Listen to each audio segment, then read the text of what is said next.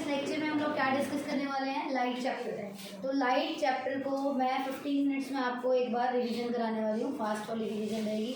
ऐसा नहीं मान के चल रही कि आपको पॉइंट्स याद ही नहीं है। मैं ये कंसीडर करके चल रही हूँ यहाँ पर कि आपको लाइट के बारे में ऑलरेडी पता है। जस्ट हम एक बार उनको क्विक रिवीजन जिसको मैं कहूँ वो कर लेंगे, फटाफट से रिवाइज करें, ठीक है। तो सबसे पहले लाइट के अंदर हमने दो फिनोमेना डिस्कस करने हैं। कौन कौन से? रिफ्लेक्शन और refraction.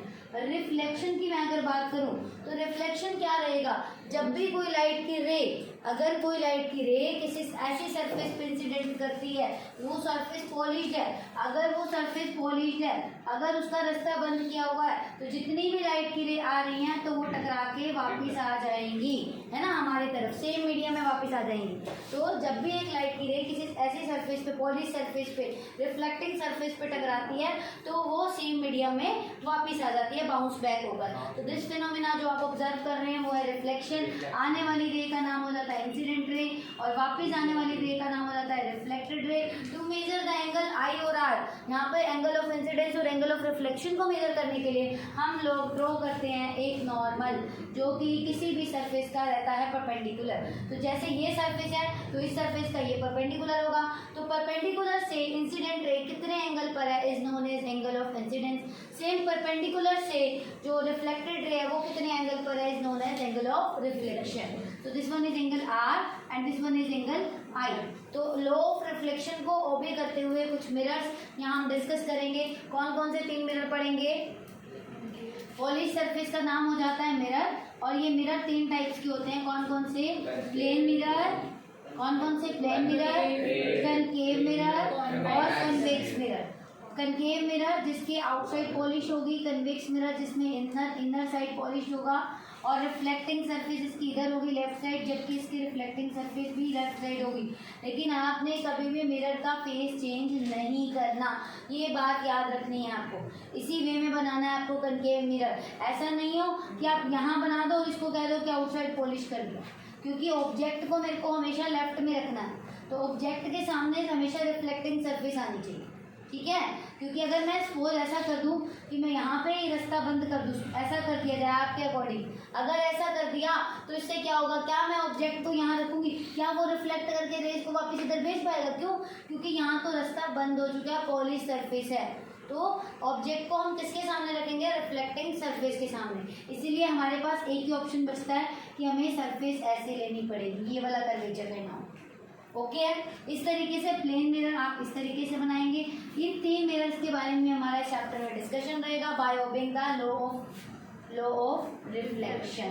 So law of reflection क्या कहता है? एक लॉ तो बेसिक रहेगा जो दोनों ही लाइट के फिनोमेनाज में आप ऑब्जर्व करेंगे, that is the incident ray, reflected ray and normal, all lies in same plane. And the second one is important, जो एंगल ऑफ रिफ्लेक्शन कहता है कि angle I is equal to angle R. तो angle I हमेशा याद रखना surface के साथ नहीं होता, नॉर्मल के साथ होता है। अगर ये कोई सरफेस है, ये कोई इंसिडेंट रे है, ये अगर एंगल आपको दिया हुआ 30 डिग्री और एंगल आई पूछ लिया, तो एंगल आई क्या होगा? जो इंसिडेंट रे ये नॉर्मल के साथ बनाएगी, ये एंगल आई है। तो हम कैसे कैलकुलेट कर सकते हैं? क्योंकि ये पता है परपेंडिकुलर है ये वाली नॉर्मल, तो 90 - 30 करके हमें आई पता चल जाएगा, दैट इज 60 डिग्री। तो यहाँ पे आई हो जाएगा 60 डिग्री। अगर आई 60 है तो आर भी आपको आइडिया होना चाहिए। According to law of reflection I equal to R, तो आर भी हमारा 60 हो जाएगा। ये बेसिक्स आइडिया आपको होना चाहिए।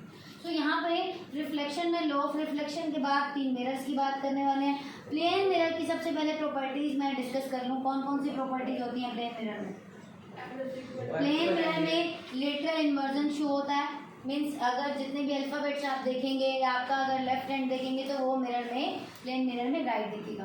प्लेन मिरर वही मिरर है जो आप घर में, जिसमें आप रोज डेली अपना तैयार होते हैं, तो वो प्लेन मिरर ही है आपके सामने। उसमें आप अपने आप को सीधा देख रहे हैं। ऐसा तो नहीं है किसी के लेग्स ऊपर हो गए, हेड नीचे हो गया, नहीं। तो प्लेन मिरर में आपको हमेशा वर्चुअल एंड इरेक्ट इमेज मिलती है। कैसी इमेज मिलती है? Virtual and erect. Lateral inversion show होता है, वर्चुअल इरेक्ट इमेज मिलती है, और इस मिरर में हमेशा मेरे को सेम साइज की इमेज मिलेगी। होगी, मतलब जो मेरा इमेज ऑब्जेक्ट हूँ अगर मैं, और मैं मिरर के सामने खड़ी हूँ, तो मेरा जो हाइट है, जितनी मेरी हाइट है 3 सेंटीमीटर, तो मिरर के अंदर जो मेरी इमेज बन रही है उसकी हाइट भी 3 सेंटीमीटर, तो साइज भी इक्वल होगा। और जितने डिस्टेंस में मैं मिरर के सामने खड़ी हूँ ना, 2 सेंटीमीटर के डिस्टेंस पे, तो मिरर के अंदर जो मेरी इमेज बन रही होगी वो भी 2 सेंटीमीटर होगी, राइट। तो हाइट ऑफ इमेज को मैं HI से लिख दूँ, मैं मान के चल रही हूँ आपको HI HO का मीनिंग पता है।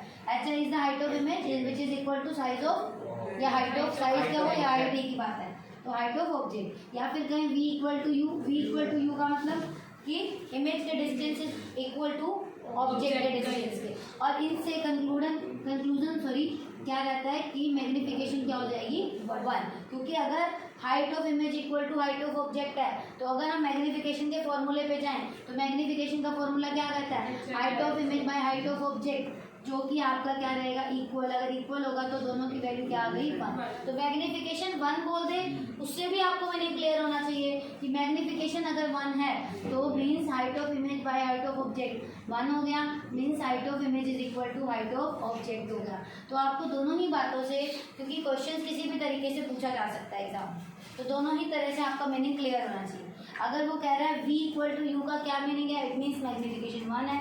अगर आपको कोई height of image equal to height of object question में गिवन है न्यूमेरिकल्स में, तब भी आपको समझना है कि मैग्निफिकेशन 1 है। और अगर मैग्निफिकेशन 1 दे रहा है तो उससे भी आपको कंक्लूजन निकालना है कि M इक्वल टू 1 मतलब HI by HO equal to 1 means HI equal to HO।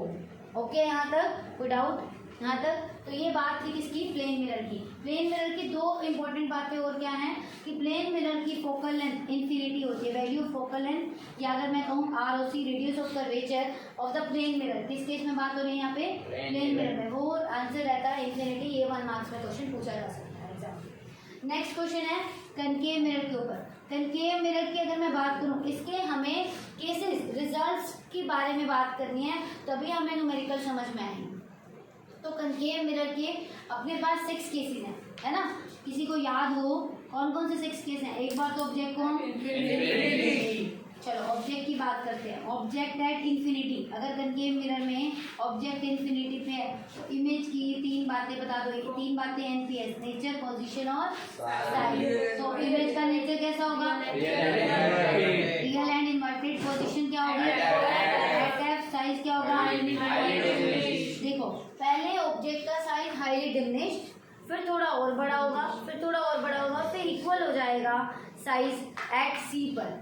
C वाला फेमस केस है ना, अगर मैं ऑब्जेक्ट को C पे, C मतलब सेंटर ऑफ कर्वेचर पे रख दूं तो इमेज भी उसकी कहाँ बनेगी, सेंटर ऑफ कर्वेचर। तो इतने जितने भी 5 केसेस आप कनकेव के पढ़ेंगे, 5 रिजल्ट्स में क्या रहेगा, रियल और इन्वर्टेड। रियल इन्वर्टेड पिक्चर तो रहेगी, लेकिन इसमें ऑब्जर्वेशन कभी छोटी हो रही है, कभी इक्वल साइज की हो रही है और कभी बड़ी भी हो जाती है। ये तीनों केसेस आप ऑब्जर्व करेंगे किसमें, कनकेव मिरर में। लेकिन अगर मैं बात करूं कन्वेक्स मिरर की, जिसकी पॉलिश अंदर की तरफ हो जाती है, उस केस में क्या रहेगा, उसमें 2 ही केस बनते हैं आपके, जो कि क्या दिखाता है, always virtual, erect and diminished. लेकिन इसका जो एक केस हो रह जाता है उसमें क्या रहता है, वर्चुअल, इरेक्ट और एनलार्ज। वो कहाँ था, जब F और P के बीच में आप ऑब्जेक्ट को रखते हैं, है ना।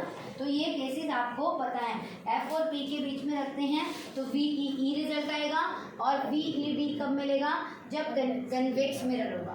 तो ऑलवेज VED, ये ऑलवेज अगर वर्ड यूज हो रहा है तो हमेशा की बात हो रही है। तो हमेशा कहाँ मिलता है, वर्चुअल, इरेक्ट और छोटा, तो बात करेंगे कन्वेक्स मिरर की। बट अगर बात की जाए always virtual, erect and enlarge, अब वर्चुअल इरेक्ट तो इसमें भी होता है, इसमें भी होता है, दोनों ही केसेस में है ना। तो वर्चुअल इरेक्ट के साथ एनलार्ज वर्ड लगा दिया, बड़ा कर दिया, तो इसका मतलब वो कौन सा मिरर हो जाएगा, concave. Always virtual, erect and diminished हो जाएगा कन्वेक्स मिरर। इस तरीके से कनकेव मिरर और कन्वेक्स मिरर का हम यूज़ करेंगे, और इन्हीं एप्लीकेशंस पे इनके यूजेस बनाए हुए हैं। वो यूजेस क्या है आप बता सकते हैं, डेंटिस्ट कौन सा मिरर यूज़ करेंगे, कनकेव मिरर यूज़ करेंगे। अब सोलर फर्नेस में कौन सा मिरर यूज़ होगा, कनकेव मिरर यूज़ होगा। असाइनमेंट में भी इससे रिलेटेड मैंने क्वेश्चंस डाले हैं, जो मैं आज अपलोड कर दूंगी वीडियो उसमें। और अगर बात करें कि स्ट्रीट लाइट में अगर मिरर यूज़ करना है तो कौन सा मिरर यूज़ किया जाएगा, स्ट्रीट लाइट में ज़्यादा से ज़्यादा दूर तक लाइट को फैलाना है तो कौन सा मिरर यूज़ करेंगे, कन्वेक्स मिरर। टॉर्च लाइट में कौन सा या सर्च लाइट में कनकेव मिरर यूज होगा, क्योंकि उसमें हम फोकस पे बल्ब को रखते हैं और फोकस पे जब बल्ब को रखोगे, अगर ऑब्जेक्ट को फोकस पे रखोगे तो इमेज जो है उसकी पैरेलल मतलब दूर तक जाएगी। तो हमें वहाँ पे टॉर्च वाले केसेस में याद रखना है कनकेव मिरर ही यूज होगा। क्लियर है? अब बात करें साइन कन्वेंशन की और इसकी मैग्निफिकेशन की। यूजेज हो गए, तो अब बात करें साइन कन्वेंशन और तो ये बात याद रखनी है, ऑलवेज रियल इन्वर्टेड आ जाए तो कनकेव मिरर, फिर तो सोचना ही कि छोटी इमेज है बड़ी है बराबर साइज की, हमें कुछ मतलब नहीं है, वो बात होती है किसकी, कनकेव मिरर की। लेकिन अगर वर्चुअल की बात की जाए ना, वर्चुअल इरेक्ट के दोनों केसेस होते हैं, उसमें आपको याद रखना है कि ऑलवेज वर्चुअल इरेक्ट और डिमिनिश, छोटी मिलेगी कन्वेक्स में, बड़ी मिलेगी कनकेव मिरर में। तो ये चीज़ आपको यहाँ पे याद रखनी है, ठीक है। फिर बात करें हम साइन कन्वेंशन की, कुछ कार्टेशियन कोऑर्डिनेट्स होते हैं, वो साइन कन्वेंशंस क्या रहते हैं, उसके बाद हम मैग्निफिकेशन की बात करेंगे, फिर रिफ्लेक्शन वाला पार्ट ओवर हो जाएगा। तो मैग्निफिकेशन क्या था, सॉरी पहले हम साइन कन्वेंशन की बात कर लेते हैं। तो अगर मैं बात करूँ, कोई भी मिरर उठा लेती हूँ, मैं कनकेव मिरर की यहाँ बात करूँ चाहे कन्वेक्स की करूँ, क्योंकि सारी मेजरमेंट एक रेफरेंस पॉइंट जो कि पोल है वहाँ से की जाएगी, ठीक है। तो आप सबको पता है the mid point of this mirror is known as pole, है ना। और इस मिरर का जो सेंटर वाला पॉइंट रहेगा is known as centre of curvature, and this point is known as focus point, not the focal length. Focus point को मैं कैपिटल एफ से शो कर रही हूँ, अगर मुझे फोकल लेंथ दिखानी होगी तो उसके लिए मैं स्मॉल एफ यूज करूंगी। वो पोल से, ये पोल है ना, पोल से एफ के बीच की ये जो डिस्टेंस है इसको हम क्या बोलते हैं, फोकल लेंथ, स्मॉल एफ से मैंने लिखी, ठीक है। और this one is the radius of curvature, आपको दिख रहा है ना, ये क्या हो जाएगा, रेडियस ऑफ कर्वेचर, इसको आर से दिखाएंगे। एफ और आर में क्या रिलेशन होता है आपको दिख भी रहा है, एफ की वैल्यू चाहिए और अगर मुझे आर से, मेरे को आर गिवन है 30, तो एफ कितना हो जाएगा 15। कैसे किया, आर का जो हाफ करूंगी मेरे को फोकल लेंथ मिल जाएगी, क्योंकि F is the mid point of this, C और पी के बीच वाला पॉइंट है, मिड पॉइंट है। अगर ये मिड पॉइंट है, ये टोटल 30 है, तो ये लेंथ कितनी हो जाएगी 15। तो कैसे किया, by using this formula, F is equal to R by 2। This is the relation between the focal length and radius of curvature. अगर इतनी भी लाइन लिखी हुई आ जाए ना एग्जाम में, बच्चे कंफ्यूज हो जाते हैं, पता नहीं कौन सा रिलेशन पूछ लिया, हमें तो कभी करवाया ही नहीं एग्जाम में। तो उसमें आपको टेंशन नहीं लेनी, फोकल लेंथ मतलब एफ लिख कर देखा करो चीज़ों को, और रेडियस ऑफ कर्वेचर मतलब आर, और आपको पता है एफ और आर का relation F is equal to R by 2। तो अब बात कर रहे थे साइन कन्वेंशन की। तो साइन कन्वेंशन में आप जितनी भी चीज़ें, इसको मान लीजिए जैसे हम ग्राफ में बनाते हैं ना, ये हमारा हो जाएगा ओरिजिन, है ना, और इधर सारी चीज़ें क्या रहती हैं, जितनी भी लेफ्ट में होंगी वो नेगेटिव, राइट वाली सारी पॉजिटिव। अभी इसको हम मिरर के ऊपर प्लेस करके देखेंगे सेम। अभी ऊपर की तरफ कोई चीज़ होगी तो ऊपर होगा तो पॉजिटिव, अगर नीचे की तरफ बन रहा होगा तो नेगेटिव। मतलब ये लाइन पूरी नेगेटिव है, ये पॉजिटिव है, इधर नेगेटिव है और इधर, ये मुझे लगता है सबको आइडिया होगा, ग्राफ सबने बनाया। तो अब हम इसी के ऊपर मिरर को रख देते हैं। तो ये मैंने मिरर को उठाया और इसके ऊपर रख दिया, ठीक है। अब मैंने कहा था मिरर से जितनी भी चीज़ें ऊपर की तरफ बनेगी वो पॉजिटिव होगी, और ऑब्जेक्ट को हमेशा मैं ऐसा ही बनाती हूँ, मैंने इतने सारे केसेस बना लिए। तो इसका मतलब ऑब्जेक्ट ऑलवेज, ऑब्जेक्ट की हाइट जो मैं कहूँ, height of object always positive. हाँ जी, height of object, height of object not distance of object. मैंने यहाँ से यहाँ तक की मेजरमेंट नहीं बोली, हाइट का मतलब होता है यहाँ से यहाँ तक ये मेजर करना, ऐसे ऊपर की तरफ। अभी बताया था ना, ऊपर की तरफ कुछ मेजर कर रहे हैं तो हाइट, ऊपर की तरफ कुछ मेजर कर रहे हैं तो पॉजिटिव या नेगेटिव साइन की बात करें, पॉजिटिव। तो यहाँ हाइट की बात हो रही है, तो यहाँ मैं लिखते जाऊंगी कौन सा मिरर बात हो रही है, यहाँ पे कनकेव मिरर। तो मिरर चाहे कोई भी हो, लेकिन जो बात कॉमन है वो दोनों मिरर के लिए कॉमन है, दोनों लेंस के लिए। कौन सी वाली, कि height of object always positive, always positive, ठीक है। Height of object always positive. लेकिन जब हम इधर जाते हैं तो नेगेटिव। तो अब ये ऑब्जेक्ट ओ से इधर रखा हुआ है ना लेफ्ट साइड पे, तो ऑब्जेक्ट से यहाँ तक की जो डिस्टेंस है उसको मैंने ऐसे देखना है। तो distance of object always, you always negative. ये ऑलवेज फैक्टर इसलिए लिखा है, चाहे वो कनकेव मिरर हो, चाहे वो कन्वेक्स मिरर हो, चाहे वो कनकेव लेंस हो, चाहे वो कन्वेक्स लेंस हो, ऑलवेज वर्ड इसीलिए यूज़ किया है मैंने यहाँ पर कि आपको परेशान होने की जरूरत नहीं है। यू हमेशा नेगेटिव रहेगा, height of object always positive रहेगी। ओके, ये दोनों फैक्टर आपके साइन याद हो गए, ये साइन आपके न्यूमेरिकल्स में हेल्प करेंगे। ठीक है, अब बात करें, अगर मैं बात करूं इमेज की, अब इमेज के तो 5 केसेस तो रियल इन्वर्टेड के थे और एक केस था वर्चुअल इरेक्ट का। तो एक केस अगर इधर बन रहा है और 5 केस इधर बन रहे हैं। अगर मैं हाइट की बात कर रही हूँ, हाइट का मतलब ऊपर या नीचे देखना, अगर ऊपर देखेंगे तो इसका मतलब हाइट पॉजिटिव, तो इमेज की हाइट वो पॉजिटिव भी हो सकती है अगर वो वर्चुअल एंड इरेक्ट है तो, है ना, ऊपर की तरफ सीधी बन रही है तो। और अगर उल्टा बन रहा है इमेज नेगेटिव, तो हाइट ऑफ इमेज क्या हो जाएगी, नेगेटिव। किस केस में होगी, रियल और इन्वर्टेड। क्लियर। तो अब बात करें यहाँ पे, तो हाइट ऑफ इमेज पॉजिटिव भी हो सकती है और नेगेटिव। अब वी की मैं बात करूँ, वी राइट में भी हो सकता है और वी लेफ्ट में भी हो सकता है।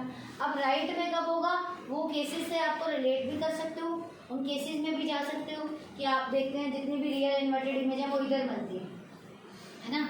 तो यहाँ पे आप देखेंगे कि यहाँ से यहाँ तक के डिस्टेंस को मैं क्या बोलूँगी, पॉजिटिव या नेगेटिव, क्योंकि लेफ्ट में आ गया ना, लेफ्ट में आ गया तो इमेज का डिस्टेंस नेगेटिव। तो ये वाला डिस्टेंस हुआ वी का, ये भी डिस्टेंस हुआ वी का। अब की बार वी क्या दिख रहा है मेरे को, पॉजिटिव। अब की बार वी क्या दिख रहा है, तो यानी वर्चुअल इरेक्ट केस होगा तो हाइट भी पॉजिटिव होगी और वी भी क्या हो जाएगा, पॉजिटिव हो जाएगा। और अगर मैं बात करूँ हाइट ऑफ इमेज जब नेगेटिव है, इधर बन रही है इमेज, तो वी क्या हो जाएगा। आप इसको हाइट से रिलेट करके कभी मत याद करिएगा, आप इसको सिंपल याद करिएगा कि अगर इमेज लेफ्ट साइड बन रही है या राइट साइड, बस ये कंसेप्ट याद है।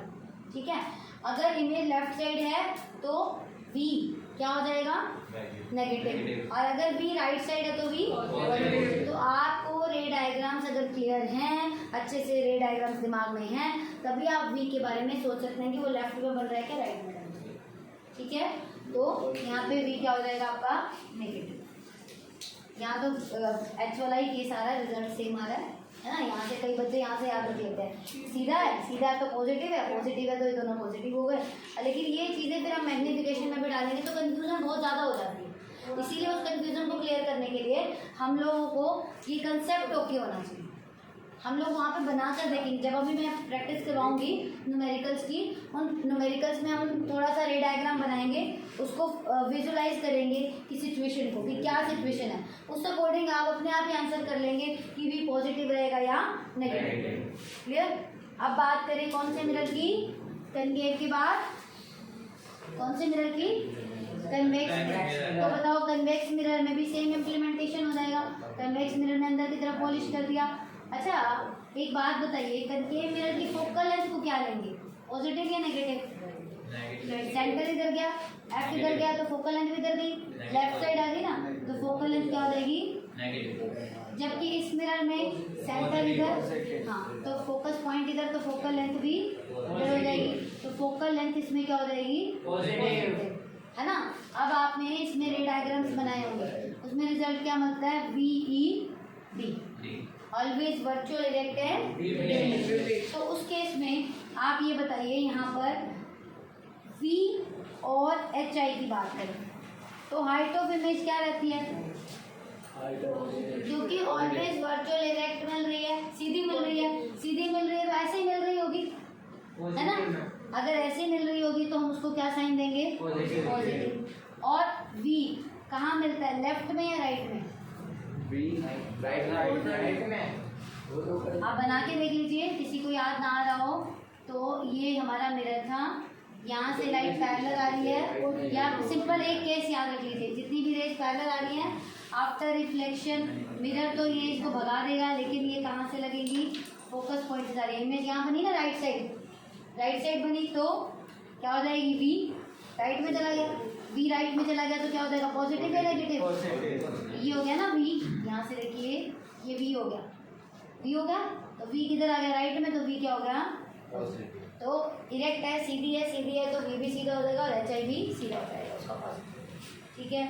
अब बात करें मैग्नीफिकेशन की, तो मैग्नीफिकेशन को डिफाइन करते हैं हाइट ऑफ इमेज बाय में height of objects. Magnification is defined by the height of image, it is a ratio of size of image to the size of object, which is also equal to which is also equal to minus V by U, क्योंकि मैंने आपको पहले भी बताया था mirror में magnification में minus है, तो माइनस साइन याद रखना, ठीक है।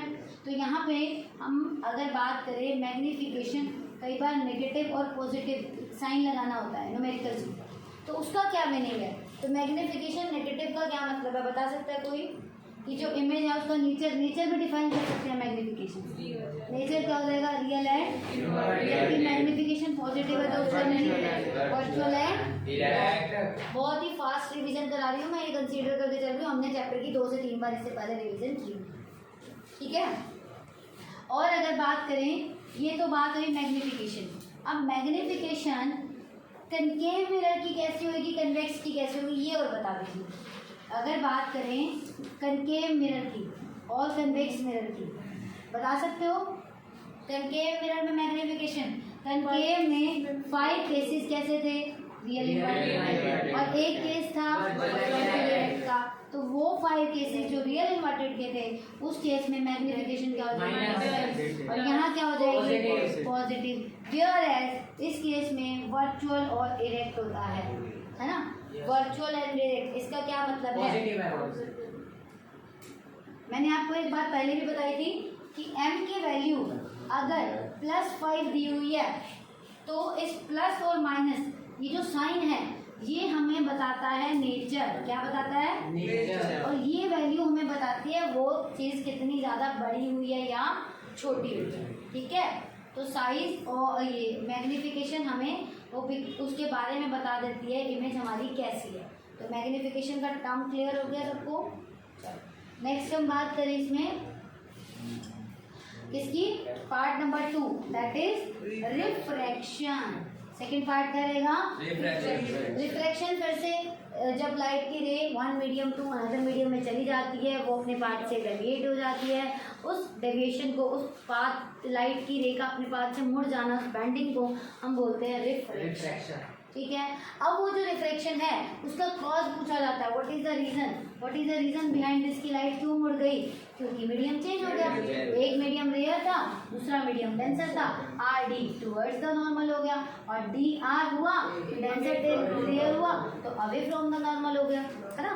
इन सब चीज़ों, इन सब पैरामीटर्स, ये हुआ क्यों, what is the reason behind this, क्योंकि मीडियम चेंज हुआ। रीजन क्या देंगे, मीडियम चेंज हो गया। अगर मीडियम चेंज हो गया तो उसका रिफ्रैक्टिव इंडेक्स भी क्या हो जाता है, चेंज हो जाता है, क्योंकि different medium have their different refractive index. अब ये रिफ्रैक्टिव इंडेक्स क्या है वो भी अभी डिस्कस करने वाले हैं।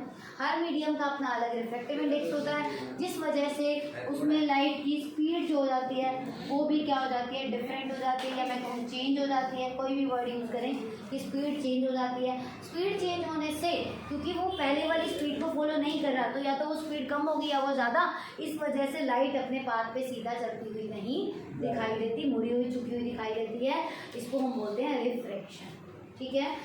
कॉमन एग्जांपल इसका जो फेमस रहता है, पेंसिल की जो एक पेंसिल की निब है वो मैं देखूँ उसको तो वो मुझे ऐसे ना दिखकर वो थोड़ी सी ऐसे दिखती है, इसका रीज़न कोई बता सकता है, रिफ्लेक्शन। एक कॉइन का, जब वो कॉइन पेंसिल को पानी में रखा था स्पेशली तब, ठीक है।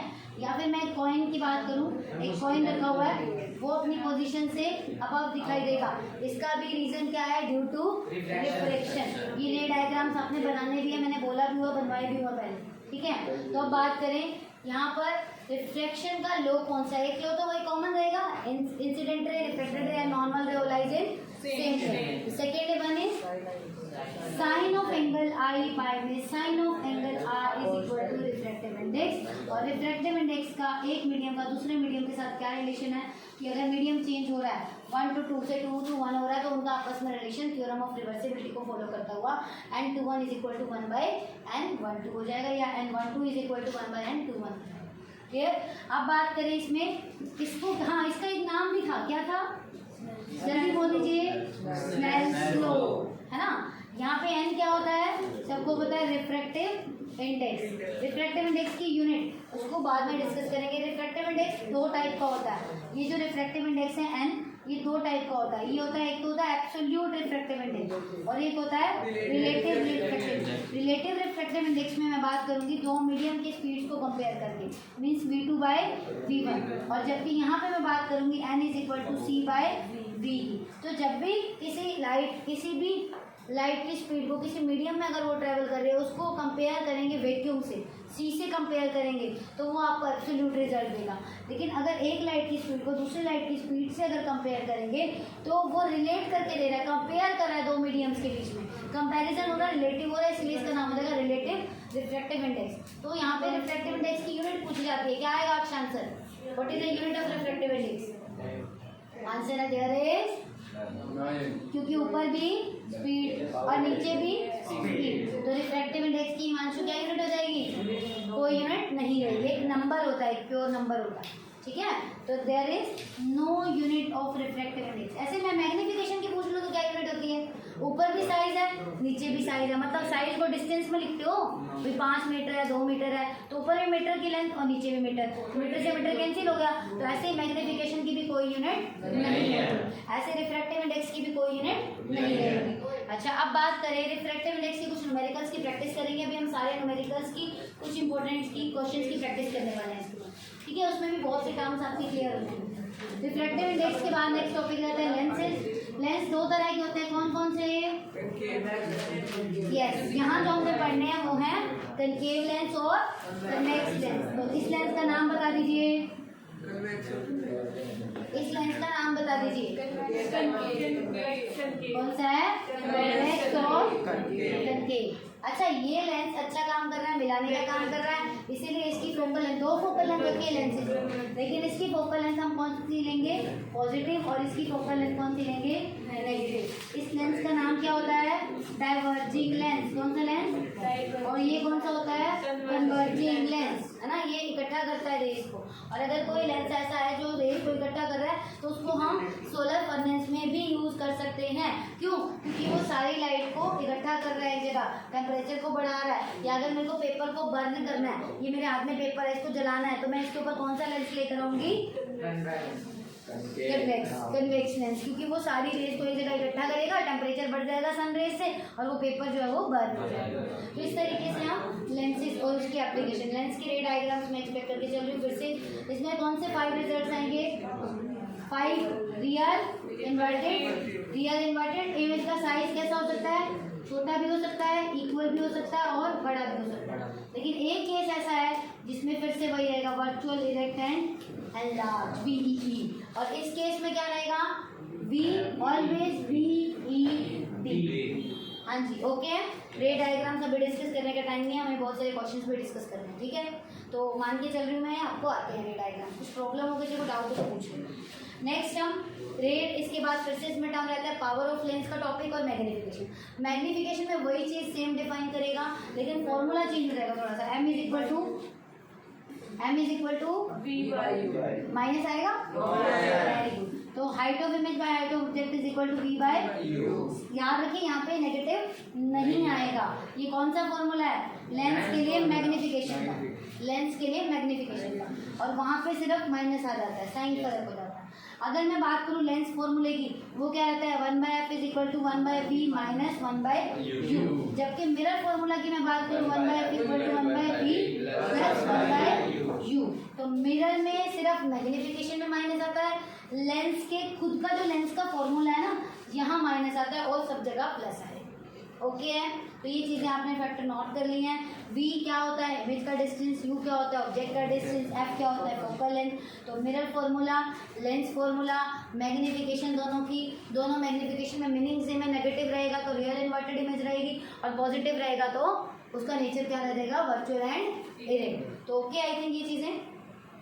अगर मैं बात करूँ यहाँ पर पावर ऑफ लेंस की, तो पावर ऑफ लेंस P जो है स्ट्रेंथ को बताता है ना। P is equal to 1/f, है ना। पावर की यूनिट क्या होती है? Dioptre. 1 dioptre is equal to focal length, अगर मैंने क्या लिया है? 1 मीटर लिया है। और अगर यही चीज मेरे को सेंटीमीटर में डिफाइन करनी हो, मीटर में तो ये हो गया 100/f हो जाता है सेम, अगर फॉर्मूला यहाँ सेंटीमीटर में, ठीक है। तो power is a reciprocal of focal length. इसमें उसके बाद रहता है नेक्स्ट जो चैप्टर रहता है हमारा ह्यूमन आई वाला।